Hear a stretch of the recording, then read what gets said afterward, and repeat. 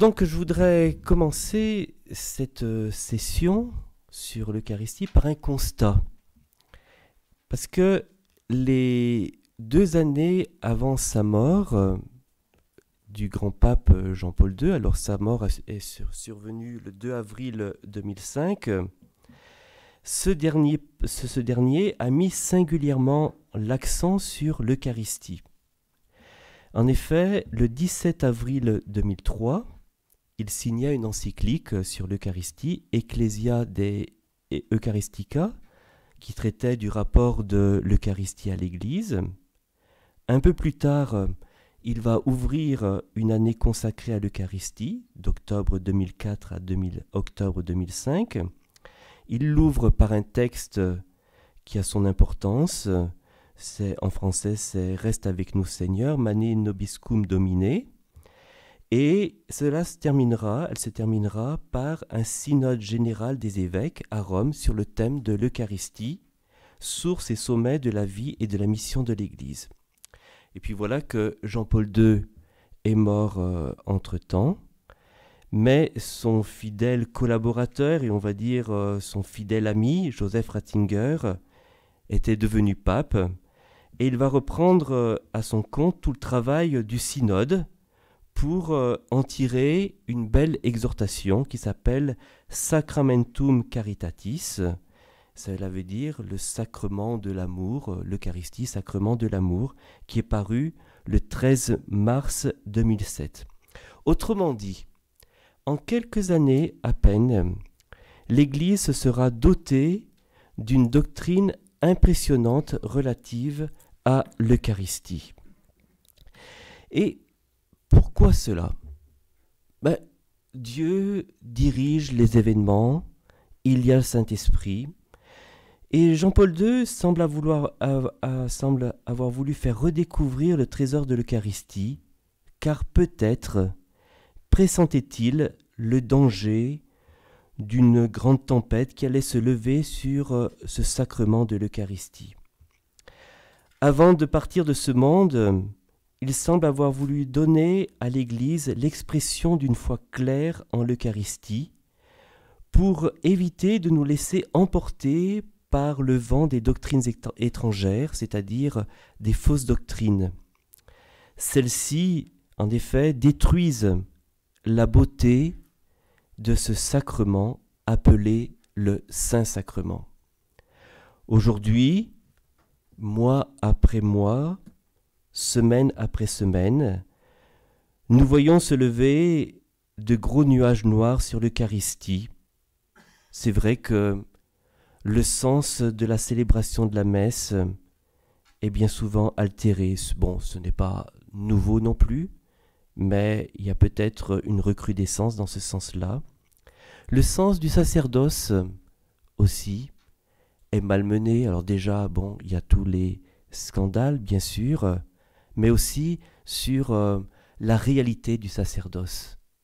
Et là, on voit apparaître des idées qui sont complètement, qui sont très loin de ce qu'a voulu Jésus.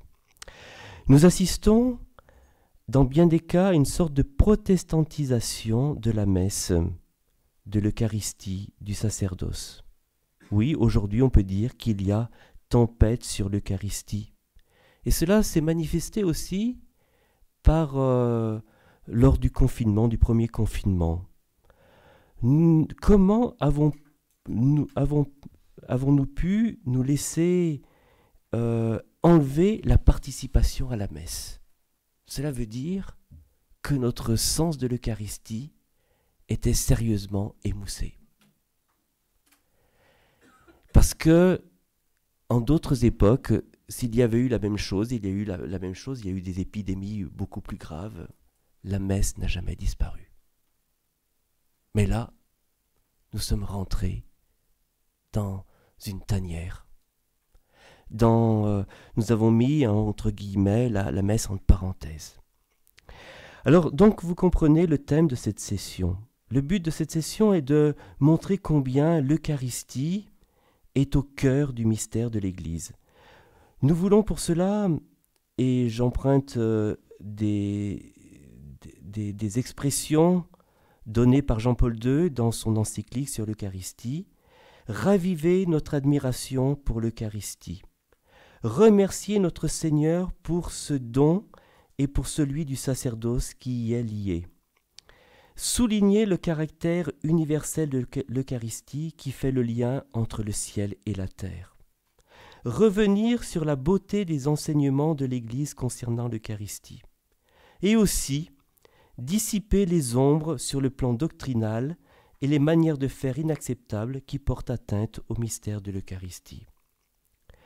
Comme l'a écrit plusieurs fois Jean-Paul II dans son encyclique sur l'Eucharistie, le mystère de l'Eucharistie est si grand et si central pour l'Église que nous ne pouvons pas admettre que ce mystère soit réduit, soit déformé. Alors, si on veut comprendre pourquoi l'Eucharistie est un mystère central pour la foi, eh bien, il faut revenir à deux notions. La notion de vertu de religion et la notion de sacrifice. Voilà, donc dans une première petite partie, on va rappeler ces deux aspects.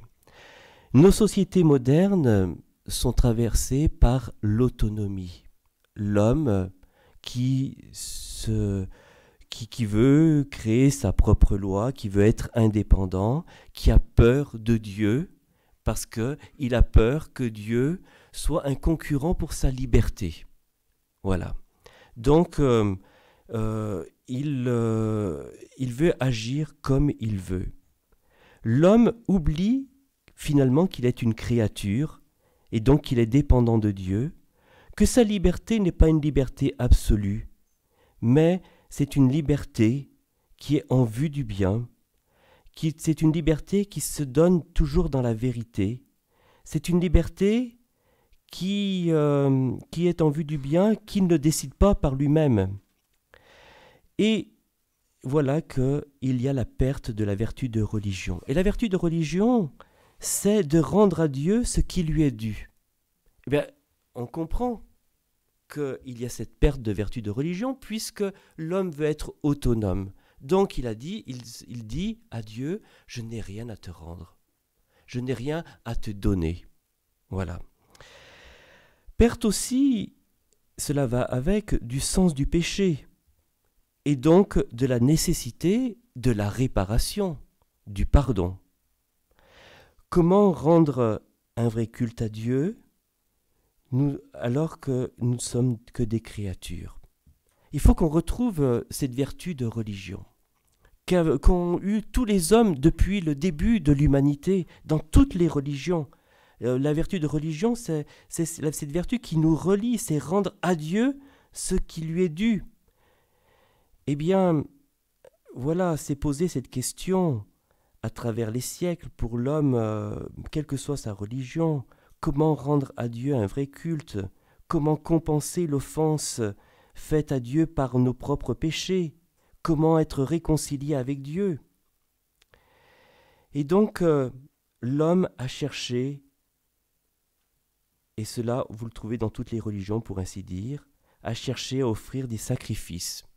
Alors, peut-être qu'on reparlera du sacrifice, mais n'entendez pas sacrifice d'abord comme une privation, mais plutôt dans le sens d'un don, d'une offrande qui puisse honorer Dieu, lui plaire, et une offrande en vue d'obtenir de Dieu une réconciliation avec Dieu, car il sait que son péché a coupé la communion de l'homme avec Dieu. Mais quand on y regarde de plus près, aucune offrande, aucun don, aucun sacrifice offert par un homme ne peut être à la hauteur de satisfaire Dieu, qui est infiniment bon, infiniment grand. Comment quelque chose qui vient d'une créature finie puisse satisfaire Dieu qui est infini? Et c'est vrai, l'homme cherchait ce sacrifice parfait à offrir, et il n'a jamais été en mesure de l'offrir. Et Dieu, qui est bon, a envoyé son Fils, il s'est fait chair, pour offrir ce don, pour offrir ce sacrifice parfait qui allait pouvoir rendre à Dieu le culte qui lui est dû. Et ce sacrifice parfait qui allait réparer l'offense infinie faite à Dieu par notre péché, eh bien ce sacrifice parfait, c'est l'offrande de Jésus lui-même à travers sa mort et sa résurrection. Et c'est ce que l'on appelle le mystère pascal, le mystère de Pâques, le mystère du passage. C'est-à-dire, c'est ce qui va nous permettre de retrouver l'amitié avec Dieu. C'est ce qui va nous permettre d'aller dans cette vraie terre promise qu'est Dieu. Et donc, le sacrifice, si vous voulez, sans le mystère pascal, sans ce sacrifice parfait, notre avenir aurait été bouché. Ça aurait été pour nous la mort spirituelle. Nous aurions été coupés à jamais de Dieu. Et c'était une catastrophe. Voilà. Alors, en vous rappelant cela, vous allez comprendre dans quelques instants pourquoi l'Eucharistie est le mystère central pour notre foi. Alors, deuxième partie, l'Eucharistie, mystère de foi. Quand vous assistez à la messe, vous participez à la messe, le prêtre dit « Mysterium Fidei », c'est après la consécration, il dit « Il est grand le mystère de la foi ». Voilà. Et c'est vrai. C'est-à-dire, et nous répondons « Nous proclamons ta mort, nous célébrons ta résurrection, nous attendons ta venue dans la gloire ». L'Eucharistie est un grand mystère pour la foi car elle nous met en contact direct avec la mort et la résurrection du Christ.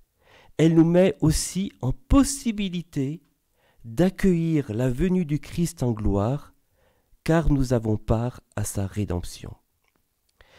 Alors si le sacrifice eucharistique est source et sommet de toute la vie chrétienne, comme l'a rappelé Vatican II, c'est que la très sainte Eucharistie contient l'ensemble, c'est-à-dire la totalité, des biens spirituels de l'Église, à savoir le Christ lui-même, notre Pâques, c'est-à-dire l'œuvre de notre rédemption, à savoir il est le pain vivant qui, par sa chair, procure la vie aux hommes. C'est pourquoi l'Église a le regard constamment fixé sur son Seigneur présent dans le Saint-Sacrement de l'autel. Voilà. Pourquoi c'est un mystère central? Parce que, justement, dans la très sainte Eucharistie, vous avez cet ensemble de biens, cette totalité, et c'est ni plus ni moins Jésus lui-même, avec sa présence vivante, en tant que pain vivant, celui qui nous procure la vie, et aussi à travers son sacrifice parfait. Voilà. C'est pour cela que le mystère de la foi est grand. Le mystère de l'Eucharistie est grand. L'Eucharistie est un mystère central de notre foi, car quand l'Église célèbre l'Eucharistie, mémorial, c'est-à-dire rappel, et pas simplement rappel, mais actualisation de la mort et de la résurrection de son Seigneur, cet événement central du salut est rendu réellement présent et ainsi s'opère l'œuvre de notre rédemption, nous dit l'encyclique de Jean-Paul II.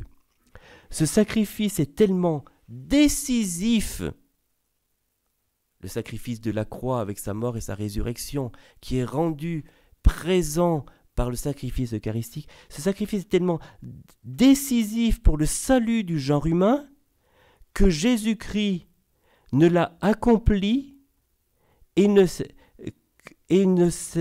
retourné vers le Père qu'après nous avoir laissé le moyen d'y participer, comme si nous y avions été présents. Jésus n'a pas voulu partir sans nous donner un moyen d'y avoir directement accès. Mais attention, comprenez bien que nous y avons accès non pas par un souvenir, c'est-à-dire un peu comme, si vous voulez, une photographie, mais nous y avons accès réellement. Parce que vous savez, un souvenir comme une photographie, ben ça reste qu'un souvenir, le papier, la photographie jaunit vite. Tandis que là, c'est pas du tout une photographie, c'est une réalité. Cette réalité ne jaunit jamais. Elle garde toujours sa vigueur. C'est pour cela que l'Eucharistie est mystère central pour l'Église, pour le chrétien. Je continue à dire les choses un peu autrement. L'Église vit continuellement du sacrifice rédempteur et elle y accède non seulement par un simple souvenir plein de foi, mais aussi par un contact actuel, un contact, on va dire, réel. De cette façon, l'Eucharistie étend aux hommes d'aujourd'hui la réconciliation obtenue une fois pour toutes par le Christ pour l'humanité de tous les temps. Voilà. Alors donc, le sacrifice eucharistique rend présent non seulement le mystère de la mort du Sauveur, mais aussi le mystère de sa résurrection. Et ça, c'est important de le rappeler. Donc, vous comprenez que si on a une vision trop réductrice du mystère eucharistique, une compréhension très réductrice du mystère eucharistique, parfois se fait jour aujourd'hui une compréhension très réductrice du mystère eucharistique. Quelle est cette compréhension réductrice du mystère eucharistique? C'est-à-dire qu'on prive le mystère eucharistique de son aspect sacrificiel. On laisse de côté cela. On va dire, c'est le sacrement de la communion entre les hommes. Et donc, on va en réduire le sens. On va faire de l'Eucharistie uniquement une rencontre conviviale et fraternelle. Vous voyez, si on oublie l'aspect sacrificiel, eh bien, on réduit l'Eucharistie à une rencontre conviviale et fraternelle. Voilà. C'est pour cela qu'au début, j'ai voulu vous rappeler la nécessité d'avoir ce sacrifice parfait. Ce sacrifice parfait a été offert par le Christ. Le Christ nous l'a donné, il nous en a donné accès, il nous le donne véritablement, nous y avons accès à chaque Eucharistie. Voilà. Et ça, c'est très très important. C'est le cœur de l'Eucharistie. Et aussi, l'Eucharistie, alors ça c'est une autre idée, a un caractère universel, pour ainsi dire cosmique, nous a dit Jean-Paul II, parce qu'elle englobe, elle imprègne toute l'Église, toute la création. En effet, lorsqu'elle est célébrée sur un petit autel d'une église de campagne, l'Eucharistie est toujours célébrée en un sens sur l'autel du monde. Oui, le monde sorti des mains du Dieu créateur, à travers l'Eucharistie, retourne à lui après avoir été racheté par le Christ. Alors maintenant, on va, une dernière partie, réfléchir sur l'Eucharistie qui édifie l'Église, qui construit l'Église, qui fait l'Église. Alors, l'Église, on a une formule qui est très souvent reprise, l'Église fait l'Eucharistie, l'Eucharistie fait l'Église. Mais sachez que cette formule qui a été remise au goût du jour par un théologien français dans les années 1950, le père Henri de Lubac, mais cette formule de fait est très ancienne. Au IIIe siècle, alors que l'Église vit la persécution, une cinquantaine de chrétiens sont arrêtés à la sortie de la célébration eucharistique. Et cela se passe en Afrique du Nord, puisqu'elle était chrétienne, à Carthage, proche de Carthage, à Abythène. Et voilà que sommé de renier l'Eucharistie, le chrétien Emeritus répond à son juge. Renier l'Eucharistie, c'est renier le Christ. Et ne sais-tu pas que des chrétiens ne peuvent pas vivre sans messe? Un autre chrétien, qui s'appelle Félix, répond aussi au juge, comme si un chrétien pouvait vivre sans messe. Ne sais-tu pas, Satan, il appelle son juge Satan, ne sais-tu pas, Satan, que les chrétiens font la messe et que la messe fait les chrétiens et que l'un ne peut exister sans l'autre? Vous avez la formule. L'Église fait l'Eucharistie, l'Eucharistie fait l'Église. Voilà. Là, bon, alors donc, l'Église fait l'Eucharistie. Qu'est-ce que cela veut dire? Alors, bien sûr, ce que je veux vous dire, c'est un peu réducteur et il faudrait beaucoup développer. Mais, pour faire court, à travers principalement le sacerdoce ministériel, c'est-à-dire le sacerdoce du prêtre, eh bien, c'est le sacerdoce ministériel qui permet d'actualiser le mystère du sacrifice du Christ et donc de faire l'Eucharistie. Sans le sacerdoce du prêtre, eh bien, il n'y aurait pas d'Eucharistie. Mais c'est vrai, à ce sacerdoce du prêtre s'associe aussi toute l'action des fidèles que l'on appelle le sacerdoce commun des fidèles, qui eux aussi participent à cette offrande. Alors voilà pour ce qui est l'Église fait l'Eucharistie. Deuxième point, l'Église édifie l'Église. L'Église fait l'Église.